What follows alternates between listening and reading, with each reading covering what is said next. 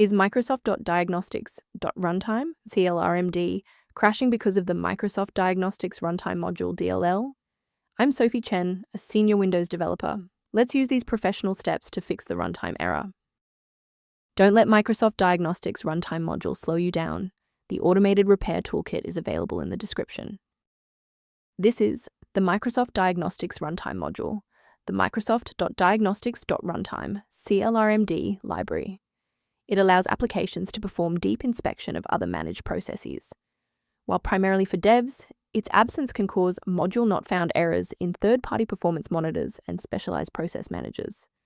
Now that the technicals are covered, let's run the official installer.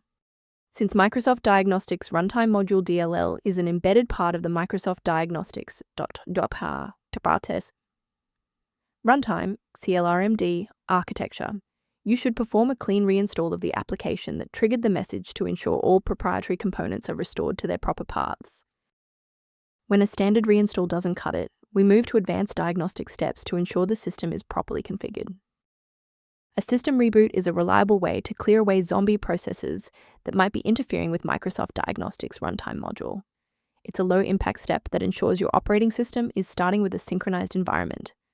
Before you restart, please bookmark this video or click the like button so that it's waiting for you in your library for the next step. If the software remains unresponsive after the reboot, we'll transition to manual environment synchronization. Feel free to pause the video during the sync process. If the restart didn't fix the library error, we need to manually repair the specific C++ redistributable package. First, go to Control Panel, then select Programs and Features. Second, find every Microsoft Visual C++ redistributable, 2005 through 2022.